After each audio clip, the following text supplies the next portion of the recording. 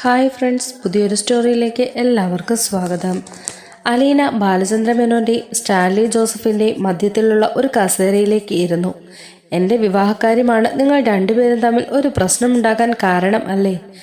അവൾ രണ്ടുപേരെയും മാറി മാറി നോക്കി. അങ്ങനെ പ്രശ്നമൊന്നുമില്ല, സ്റ്റാൻലി പറഞ്ഞു. അതെനിക്ക് മനസ്സിലായി. എൻ്റെ കല്യാണക്കാര്യം ഓർത്ത് പപ്പയും വിഷമിക്കേണ്ട, അച്ഛനും വിഷമിക്കേണ്ട. ആരെയും കല്യാണം കഴിക്കാതിരിക്കാനുള്ള സ്വാതന്ത്ര്യം എനിക്കുണ്ടല്ലോ. ഞാനൊരു തീരുമാനത്തിലെത്തിക്കൊള്ളാം. സ്റ്റാൻലിയുടെയും ബാലചന്ദ്ര മേനോൻ്റെയും മുഖം വാടി. രണ്ടുപേരും ഇങ്ങനെയൊരു മറുപടിയല്ല പ്രതീക്ഷിച്ചത്. ആ തീരുമാനം ശരിയല്ലല്ലോ, ബാലചന്ദ്ര മേനോൻ പറഞ്ഞു. അതല്ലെങ്കിൽ പിന്നെ ഒരു വഴിയേ ഉള്ളൂ. അച്ഛനും പപ്പയും കൂടി ചേർന്ന് ആലോചിച്ച് രണ്ടുപേർക്കും സ്വീകാര്യമായ ഒരു തീരുമാനം എടുക്കുക. നിങ്ങൾ രണ്ടുപേരും ഏകസ്വരത്തിൽ പറഞ്ഞാൽ ഞാൻ അത് അനുസരിച്ചോളാം. സ്റ്റാൻലിയും ബാലചന്ദ്ര മേനോനും മറുപടിയൊന്നും പറയാനില്ലാതെ വിഷമിച്ചു. ഞങ്ങളെ രണ്ടുപേരെയും നീ ഒരുപോലെയാണോ കാണുന്നത്? സ്റ്റാൻലി ചോദിച്ചു. അല്ല, വ്യത്യാസമുണ്ട്. ഈ അച്ഛനെയാണ് ജീവിതത്തിൽ ആദ്യമായി ഞാൻ അച്ഛ എന്ന് വിളിച്ചത്. ഒരച്ഛൻ്റെ സ്നേഹം എനിക്ക് ആദ്യമായിട്ട് തന്നതും ഈ അച്ഛനാണ്. അതുമാത്രമല്ല, അച്ഛനല്ലേ എൻ്റെ പപ്പയെ കണ്ടുപിടിച്ച് എന്നെ ഇവിടെ എത്തിച്ചതും. അത്രയൊന്നും ഹൃദയവിശാലത ഈ ലോകത്ത് മറ്റാർക്കും ഉണ്ടാകില്ല. ഇത്തവണ സ്റ്റാൻലിക്ക് ക്ഷീണമായി. തൻ്റെ മകൾക്ക് ബാലചന്ദ്ര മേനോടാണ് സ്നേഹവും കൂടുതൽ. അയാളാണ് തന്നെക്കാൾ മുൻപിൽ. അവളുടെ മനസ്സിൽ രണ്ടാം സ്ഥാനമാണ് തനിക്ക്. അച്ഛനെ കണ്ടെത്തിയതിന് ശേഷമാണ് ഞാൻ എൻ്റെ പപ്പയെ തിരിച്ചറിഞ്ഞത്. അലീന തുടർന്നു. ഞാൻ ഇവിടെ വരുന്നതിന് മുമ്പ് പപ്പയുടെ സ്വഭാവം എന്തായിരുന്നെന്ന് എനിക്കറിയാം. എനിക്ക് വേണ്ടി പപ്പ എന്തെല്ലാം വിട്ടുവീഴ്ചകൾ ചെയ്തു. അതെല്ലാം എന്നോടുള്ള സ്നേഹാധിക്യം കൊണ്ടാണ്. പപ്പയുടെ സ്വന്തം മോളല്ലേ ഞാൻ. എൻ്റെ മനസ്സിൽ പപ്പയ്ക്കുള്ള സ്ഥാനം കൈവശപ്പെടുത്താൻ ഈ ലോകത്ത് ഇനി ഒരാൾക്കും പറ്റില്ല. അത്രയും കേട്ടതോടെ സ്റ്റാൻലിയുടെ ഇച്ഛാഭാവം പരിഭവവും മാറി. അതുകൊണ്ട് അലീന അച്ഛനെയും പപ്പയെയും മാറി മാറി നോക്കി. എനിക്കിഷ്ടമാണെങ്കിൽ മനുവേട്ടനെ കല്യാണം കഴിക്കണം എന്ന് പറയാനുള്ള അവകാശം തീർച്ചയായും അച്ഛനുണ്ട്. അച്ഛൻ്റെ ഭാഗത്തുനിന്ന് നോക്കുമ്പോൾ അതിലൊരു തെറ്റുമില്ല. പക്ഷേ മനുവേട്ടനെ വിവാഹം കഴിക്കരുത് എന്ന് വിലക്കാനുള്ള അവകാശം പപ്പയ്ക്കുമുണ്ട്. കാരണം പപ്പയാണ് എന്നെ സംരക്ഷിക്കുന്നത്. അങ്ങനെ വരുമ്പോൾ ആർക്കും പരാതിയില്ലാത്ത ഒരു പ്രശ്നം തീർക്കുകയേ വഴിയുള്ളൂ. ഞാൻ വിവാഹം കഴിക്കാതിരിക്കുക എന്നത് മാത്രമാണ്. അതിനുള്ള അവകാശം എനിക്കുണ്ടല്ലോ. എല്ലാവരും ചേർന്ന് എനിക്കൊരു അഗതി മന്ദിരം തുടങ്ങാനുള്ള പൈസ തന്നാൽ മതി. സന്തോഷമായി. ഞങ്ങളുടെ ബ്രിജിത്തമ്മയ്ക്ക് പൂർത്തിയാക്കാൻ കഴിയാതെ പോയ ജോലിയാ അത്. കുറച്ച് അനാഥ കുഞ്ഞുങ്ങളെയും നോക്കി ഇനിയുള്ള കാലം ഞാൻ സന്തോഷമായിട്ട് ജീവിച്ചോളാം, അലീന പറഞ്ഞു നിർത്തി. ബാലചന്ദ്ര മേനോനും സ്റ്റാൻലിയും ഇനിയൊരു പഴുതുമില്ലാത്ത പോലെ അല്പസമയം നിശബ്ദരായിരുന്നു. ഞാൻ രംഗത്തിന് പിന്മാറിയല്ലോ. ഇനി രണ്ടുപേരും തമ്മിലുള്ള നീരസം തീർന്നില്ലേ? അലീന ചോദിച്ചു. എനിക്ക് മിസ്റ്റർ മേനോനോട് നീരസമൊന്നുമില്ല. ഞാൻ വസ്തുതകളാണ് പറഞ്ഞത്. മേനോന് അതിഷ്ടപ്പെടാത്തത് എൻ്റെ കുറ്റമല്ല. അലീന, സ്റ്റാൻലി പറയുന്നു പാലായിൽ നിന്ന് നിന്നെ കാണാൻ ആരും ഇവിടെ വരരുതെന്ന്. തെളിച്ചു പറഞ്ഞില്ലെങ്കിലും ധ്വനി അതുതന്നെയായിരുന്നു. അതാണോ വസ്തുത? അതൊരു നിബന്ധനയല്ലേ? ബാലചന്ദ്ര മേനോൻ പറഞ്ഞു. നേരാണോ പപ്പ? അങ്ങനെ പറഞ്ഞോ? ഞാൻ പറഞ്ഞത് തന്നെയാ. അവിടുന്ന് ആരും ഇങ്ങോട്ട് വരുന്നത് എനിക്കത്ര താല്പര്യമുള്ള കാര്യമല്ല, സ്റ്റാൻലി വെളിപ്പെടുത്തി. പപ്പ അങ്ങനെ പറഞ്ഞെങ്കിൽ ആരും ഇങ്ങോട്ട് വരണ്ട, അലീന പറഞ്ഞു. പപ്പയുടെ വീടല്ലേ ഇത്? ഇവിടെ ആരൊക്കെ വരണ്ട എന്ന് പറയാനുള്ള സ്വാതന്ത്ര്യം പപ്പയ്ക്കുണ്ട്. ബാലചന്ദ്രമേനോൻ തെല്ലൊന്ന് അമ്പരന്നു. ഞാൻ കൂടെ കൂടെ പാലായിൽ വന്ന് നിങ്ങളെ എല്ലാവരെയും കണ്ടോളാം. അച്ഛനൊന്ന് വിളിച്ചാൽ മതി, ഞാൻ ഓടി വരും. അതിനുള്ള അനുവാദമൊക്കെ ഞാൻ ഈ പപ്പയോട് ചോദിച്ചു വാങ്ങിച്ചോളാം. ബാലചന്ദ്ര മേനോന് തൃപ്തിയായി. നിങ്ങൾ രണ്ടുപേരും തമ്മിൽ ഒരു മത്സരം വേണ്ട പപ്പ.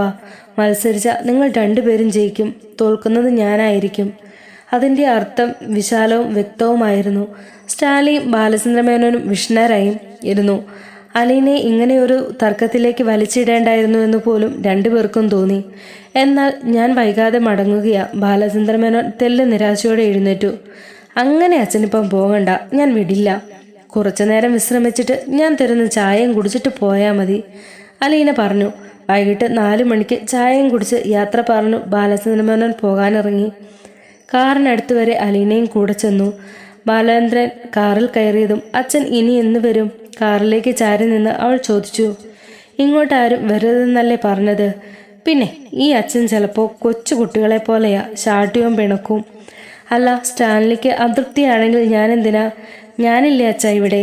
അച്ഛൻ സ്റ്റാൻലിയെ കാണാനാണോ വരുന്നേ? എന്നെ കാണാനല്ലേ? എൻ്റെ മനസ്സിൽ അല്ലേ അച്ഛന് വലിയ സ്ഥാനമുള്ളത്. അത് മായച്ചു കളയാൻ ആർക്ക് കഴിയും? അച്ഛനൊരു അപമാനവും വരാതെ ഞാൻ നോക്കിക്കോളാം.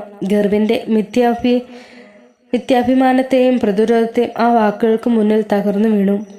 ഞാൻ വരും. ബാലചന്ദ്രമേനോൻ കീഴടങ്ങി. അലീന പുഞ്ചിരി തൂകി. പോട്ടെ. അയാൾ കാറോടിച്ച് നീങ്ങുന്നതും നോക്കി അലീന അവിടെ തന്നെ നിന്നു. ബാലചന്ദ്രമേനോൻ പാലായിലെത്തിയപ്പോൾ 7:30 മണിയായി.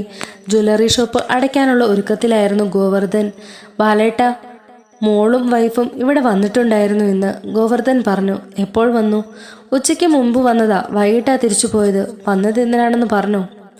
ഇല്ല, സാറിനെ അന്വേഷിച്ചു. ഗോവർദ്ധൻ എന്തു പറഞ്ഞു? ഒരു യാത്ര പോയിരിക്കുകയാണെന്ന് മാത്രമേ പറഞ്ഞുള്ളൂ. തനിക്ക് പറഞ്ഞുകൊണ്ടായിരുന്നു കുളത്തുപുഴയ്ക്ക് പോയിരിക്കുകയാണെന്ന്? എന്നോടൊന്നും പറഞ്ഞില്ലായിരുന്നല്ലോ. ജ്വല്ലറി ഷോപ്പ് അടിച്ച് ഗോവർദ്ധൻ്റെ കയ്യിൽ നിന്ന് താക്കോലും വാങ്ങിയ ശേഷം ബാലചന്ദ്രൻ ടെക്സ്റ്റൈൽ ഷോപ്പിലേക്ക് പോയി. അതും അടച്ച് വീട്ടിലെത്തിയപ്പോൾ 8:30 മണി. അകത്തളത്തിലേക്ക് കാലെടുത്ത് വെച്ചപ്പോഴേക്കും ബാലചന്ദ്രമേനോന് മനസ്സിലായി രംഗം അത്ര പന്തിയല്ല. അസാധാരണമായൊരു മുറുക്കവും നിശബ്ദതയും വീടിനുള്ളിൽ. ഭവതിയാണ് വാതിൽ തുറന്നു കൊടുത്തത്. അവളുടെ മുഖം കണ്ടപ്പോൾ ആരോടോ വഴക്കിട്ടിരിക്കുകയാണെന്ന് തോന്നി. കൃഷ്ണജ ഹാളിലിരുന്ന് നിശബ്ദനയമായി പഠിക്കുന്നുണ്ടായിരുന്നു. വൈജയന്തി ഊണുമേശമേൽ തലവെച്ച് കമിഴ്ന്ന് കിടപ്പുണ്ട്. രോഹിത് മുകളിലാണെന്ന് ബാലചന്ദ്രൻ ഊഹിച്ചു. മുകളിലെ ബെഡ്റൂമിൽ കയറി ഡ്രസ് മാറിയ ശേഷം ബാലചന്ദ്രൻ പോയി മേൽ കഴുകി. അയാൾ ഭക്ഷണം കഴിക്കാനായി താഴെ എത്തിയപ്പോൾ രോഹിത് മുകളിൽ നിന്ന് ഇറങ്ങി വന്നു. ഊണുമേശയിൽ യാതൊരു അനക്കവുമില്ല. എല്ലാവരും എത്തിയതോടെ വൈജയന്തി തല ഉയർത്തി. ആരെയും നോക്കാതെ എഴുന്നേറ്റ് പോയി ഭക്ഷണം എടുത്തു കൊണ്ടുവന്നു. മേശപ്പുറത്ത് അതെല്ലാം നിരത്തി. എല്ലാവരും അവരവർക്ക് വേണ്ട ഭക്ഷണം വിളമ്പിയെടുത്തു. അമ്മ കഴിക്കുന്നില്ലേ? വൈജയന്തി വെറുതെ നിൽക്കുന്നത് കണ്ട് കൃഷ്ണ ചോദിച്ചു. ഇല്ല. എന്തുകൊണ്ടാണെന്ന് ആരും ചോദിച്ചില്ല. വൈജയന്തിക്ക് തന്നോടെന്തോ ചോദിക്കാനും പറയാനുമുണ്ടെന്ന് ബാലചന്ദ്രന് മനസ്സിലായി. ഭക്ഷണം കഴിച്ചു തീരാറായപ്പോൾ വൈജയന്തി വിഷയമെടുത്തിട്ടു. ബാലേട്ടൻ ഇന്ന് പകൽ കടയിലുണ്ടായിരുന്നു? ഇല്ലായിരുന്നെന്ന് തോന്നുന്നു, അയാൾ തമാശ മട്ടിൽ പറഞ്ഞു. അതെന്താ, ബാലേട്ടന് തന്നെ നീർച്ചയില്ലേ? എല്ലാം അറിഞ്ഞുകൊണ്ട് പിന്നെ എന്തിനാ ഇങ്ങനൊരു ചോദ്യം? കാലത്ത് 10 മണിക്ക് കടയിൽ വിളിച്ചപ്പോൾ പുറത്തു പോയിരിക്കുന്നു എന്ന മറുപടിയാണ് കിട്ടിയത്. പുറത്ത് എവിടെ വരെ പോകാം? കൃത്യമായിട്ട് അറിയില്ല. ബാലചന്ദ്രൻ ഇന്ന് രാവിലെ കടയിലേക്ക് എന്ന് പറഞ്ഞു പോയിട്ട് അവിടെ എത്തിയതിന് 10 മിനിറ്റ്. വൈകിട്ട് 7:30 മണി വരെ തിരിച്ചെത്തിയിട്ടുമില്ല. എവിടേക്ക് പോകുന്നെന്ന് ആരോടും പറഞ്ഞില്ല. എന്നോട് പറയണ്ട, ഞാനാണല്ലോ നമ്പർ 1 ശത്രു. സ്വന്തം മക്കളോട് പറയാമല്ലോ. അതും ചെയ്തില്ല. ഗോവർദ്ധൻ്റെ അടുത്ത് പറയാതെ എങ്ങോട്ടും പോകില്ല എന്ന് എനിക്കറിയാം. പെങ്ങളെ കെട്ടിയവൻ്റെ കയ്യിലാണല്ലോ മനസാക്ഷി സൂക്ഷിക്കാൻ ഏൽപ്പിച്ചിരിക്കുന്നത്. ഗോവർദ്ധനും അറിയില്ലായിരുന്നു എവിടേക്ക് പോയെന്ന്. ഇതെൻ്റെ ആദ്യത്തെ രഹസ്യയാത്രയൊന്നുമല്ല. ഇതിനു മുമ്പും ഞാനിങ്ങനെ യാത്രകൾ ചെയ്തിട്ടുണ്ട്. നീലഗിരി, ഊട്ടി, കോയമ്പത്തൂർ, പാലക്കാട്, അങ്ങനെ പല സ്ഥലങ്ങളിലും ആരോടും പറയാതെ. അതിനുശേഷമാണ് എനിക്ക് രഹസ്യയാത്രകളിലുള്ള താല്പര്യം കൂടിക്കൂടി വന്നത്. ബാലചന്ദ്രമേനോൻ പരിഹാസധ്വനിയുള്ള ചിരിയോടെ പറഞ്ഞു. വിധവയുടെ ജീവിതമാണെങ്കിലും ഭാര്യയുടെ സ്ഥാനത്ത് തന്നെയാണ് ഞാനിപ്പോഴും. എനിക്കറിയണം ഇന്നത്തെ മിന്നൽ പര്യടനം എങ്ങോട്ടായിരുന്നുവെന്ന്. നീ ചോദിച്ചില്ലല്ലോ. ചോദ്യങ്ങളില്ലാതെ ഉത്തരം എഴുതുന്ന പരിപാടി ഞാൻ അങ്ങ് നിർത്തി. മുൻപ് അങ്ങനൊരു സൂക്കേടുണ്ടായിരുന്നു എനിക്ക്. ഇപ്പോൾ നീ ചോദിച്ചതുകൊണ്ട് പറയുക. കുളത്തൂപ്പുഴ വരെ പോയതായിരുന്നു ഞാനിന്ന്. ബബിതയും രോഹിത്തും തമ്മിലൊരു നോട്ടം കൈമാറി. കുളത്തുപുഴ എന്താ, ജൗളിക്കടയുടെ ബ്രാഞ്ച് തുറക്കുന്നുണ്ടോ അതോ ജ്വല്ലറിയുടെയോ? വൈജയന്തി അസഹിഷ്ണുതയോടെ ചോദിച്ചു. അവിടെ നല്ല കാറ്റ് കിട്ടും. ഇവിടുത്തെ പോലെയല്ല, ഭയങ്കര സുഖമാ കാറ്റും കൊണ്ട് നിൽക്കാൻ. കൃഷ്ണജ അത് കേട്ട് ചിരിച്ചു. എന്താടി ഇത്ര ഇളിക്കാൻ? അച്ഛൻ്റെ തറ ഡയലോഗ് കേട്ടിട്ടാണോ? വൈജയന്തി അവളുടെ നേർക്ക് കയർത്തു. അച്ഛൻ എന്തിനാ പേടിക്കുന്നേ? അലീന ചേച്ചിയുടെ അടുത്താണ് പോയതെന്ന് പറഞ്ഞുകൂടെ? രോഹിത് ചോദിച്ചു. വളച്ചു കെട്ടില്ലാതെ നേരെ ചൊവ്വേ ചോദിച്ചാൽ ആ മണ്ടിൽ മറുപടി പറഞ്ഞേനെ. ഇതങ്ങനെയല്ലല്ലോ, CBI ചോദ്യം ചെയ്യുന്നത് പോലെ. എന്തിനാ അനിലയെ കാണാൻ പോയത്? പൈസ കൊടുക്കാനോ അതോ അവൾ സുഖമില്ലാതെ കിടക്കുന്നോ? വൈജയന്തി വരുത്തി കൂട്ടിയ ശാന്തതയോട് ചോദിച്ചു. അത് കൊടുങ്കാറ്റിൻ്റെ മുന്നോടിയാണെന്ന് അനുഭവം കൊണ്ട് ബാലചന്ദ്രനെ നന്നായി അറിയാം. എനിക്ക് അലീനയൊന്ന് കാണണമെന്ന് തോന്നി. പോയി കണ്ടു. ഇവിടെ കുറെ പെണ്ണുങ്ങൾ പലപ്പോഴായി വീട്ടുജോലിക്ക് വന്നിട്ടുണ്ട്. ഓരോരോ സമയത്ത് അവരെല്ലാം പിരിഞ്ഞു പോയിട്ടുമുണ്ട്. അവരിൽ എത്ര പേരുടെ വീട്ടിൽ പോയിട്ടുണ്ട് നിങ്ങൾ ക്ഷേമം അന്വേഷിക്കാൻ? വൈജയന്തിയുടെ വാക്കുകളിൽ രോക്ഷം തിളച്ചു. അയ്യേ, ഞാൻ അത്രക്കാരനൊന്നുമല്ല, ബാലചന്ദ്ര മേനോൻ പരിഹാസ ശബ്ദത്തിൽ പറഞ്ഞു. അപ്പോഴും കൃഷ്ണജി ചിരിച്ചു. പിന്നെ അലീനയോട് മാത്രം എന്താ ഇത്രയ്ക്ക് മമത തോന്നാ? എൻ്റെ ചോദ്യം അവളും മറ്റുള്ളവരെ പോലെ അവിടുത്തെ വീട്ടുകാരി മാത്രമായിരുന്നില്ലേ? വൈജയന്തി പൊട്ടിത്തെറിച്ചു. നീ എന്തിനാ ക്ഷോഭിക്കുന്നത്? അതിന് അർഹതയുള്ള ഞാൻ കൂളായിട്ടിരിക്കുന്നത് കാണുന്നില്ലേ? പറയൂ, ഈ മക്കളുടെ മുൻപിൽ വെച്ച് പറ. പിരിച്ചുവിട്ട വേലക്കാരിയോട് ഒരു മാസം കഴിഞ്ഞു പോയി സന്ദർശിക്കാൻ തക്ക ബന്ധം എന്താ നിങ്ങൾക്ക് ആ പെണ്ണുമായിട്ട്? ഞങ്ങൾ തമ്മിലുള്ള ബന്ധം എന്താണെന്ന് നിനക്ക് മനസ്സിലാകുന്ന വിധത്തിൽ പറഞ്ഞു കഴിഞ്ഞാൽ പിന്നെ നമുക്കിങ്ങനെ ഒരേ മേൽക്കൂരയ്ക്ക് കീഴിൽ തുടരാനും നിവൃത്തിയില്ല. അതാണ് ഇതിനേക്കാൾ ഭേദം. തുറന്നു പറഞ്ഞു. നിങ്ങളുടെ മകളാണോ അവൾ? സോറി, അല്ല. ആയിരുന്നെങ്കിൽ എന്ന് ഞാൻ ആശിച്ചിട്ടുണ്ട്. എങ്കിലും എനിക്കവൾ എൻ്റെ മോളെപ്പോലെയാണ്. വേണ്ട, ആ കള്ളത്തരം ബാലേട്ടൻ്റെ മനസ്സിൽ വെച്ചിരുന്നാൽ മതി. ബാലേട്ടനെ സ്നേഹിക്കാൻ സ്വന്തം ചോരയിൽ ജനിച്ച പെൺമക്കൾ 2 പേരുണ്ട് ഇവിടെ. പോലെയുള്ള ഒരെണ്ണത്തിൻ്റെ പുറകെ നടന്ന് സ്നേഹിക്കേണ്ട കാര്യമൊന്നുമില്ല. പറഞ്ഞു കഴിഞ്ഞ കാര്യങ്ങൾ ആവർത്തിക്കാൻ എനിക്കിഷ്ടമല്ല. അലീനയെ കാണാൻ പോയതിനെപ്പറ്റി എനിക്കിത്രേ പറയാനുള്ളൂ. നിന്റെ അനാവശ്യ സംശയങ്ങളും ദുഷ്ടാഢ്യങ്ങളും അപവാദം പറച്ചിലും നിമിത്തം മനം നൊന്ത് ഈ വീട് വിട്ടു പോയവളാണ് അലീന. ഞാനാണ് അവളെ ഒരു സ്ഥലത്ത് എത്തിച്ചത്. അവിടെ അവൾ സുഖമായിരിക്കുന്നോ എന്ന് അന്വേഷിക്കാനുള്ള ധാർമ്മികത ബാധ്യത എനിക്കുണ്ട്. അവളെ ആശ്വസിപ്പിക്കേണ്ട കടമയുണ്ട്. അതിനുവേണ്ടി ഇനിയും ഞാൻ അവളെ കാണാൻ പോയിരിക്കും. ജോലിയിൽ നിന്ന് പിരിഞ്ഞു പോയ വീട്ടുവേലക്കാരികളെ പുറകെ ചെന്ന് ആശ്വസിപ്പിക്കുന്ന കുടുംബനാഥന്മാർ എവിടെയെങ്കിലുമൊക്കെ ഉണ്ടായിരിക്കും. പക്ഷെ ഞാൻ ആദ്യമായിട്ടാണ് കാണുന്നത്. പോയി അന്വേഷിച്ചിട്ട് എന്തായി? അവൾക്ക് വിശേഷമൊന്നുമില്ലല്ലോ അല്ലേ? ഹോസ്പിറ്റലിലൊന്നും പോകേണ്ടി വരില്ലല്ലോ. നിർത്തടി. ഒരലർച്ചയും വെള്ളം കുടിച്ചുകൊണ്ടിരുന്ന ഗ്ലാസ് ടേബിളിലേക്ക് ആഞ്ഞടിച്ച ഒച്ചയും ചാടി എഴുന്നേറ്റപ്പോൾ പിന്നോട്ട് മറിഞ്ഞ കസേര നിലത്തടിച്ച ശബ്ദവും എല്ലാം ഒന്നിച്ചായതിനാൽ രോഹിത്തടക്കം കുട്ടികൾ 3 പേരും ഞെട്ടിപ്പോയി. അവർ നോക്കുമ്പോൾ അച്ഛൻ ക്രുദ്ധനായി നിന്നു കിതയ്ക്കുകയാണ്. അടുത്ത നിമിഷം വൈജയന്തിയും ചാടി എണീറ്റു. അങ്ങനെ നിർത്താനൊന്നും എനിക്ക് മനസ്സില്ല. ഷൗട്ട് ചെയ്ത് എന്നെ പേടിപ്പിക്കാമെന്ന് വിചാരിക്കേണ്ട. എന്നെ ഒരു വിധവയെ പോലെ ആ ബെഡ്റൂമിൻ്റെ മൂലയ്ക്ക് തള്ളിയിട്ടിട്ട് അവളുടെ പിന്നാലെ പോകുന്നതിൻ്റെ രഹസ്യം എന്താണെന്ന് എനിക്കറിയണം. വൈജയന്തി നിന്ന് കിതച്ചു.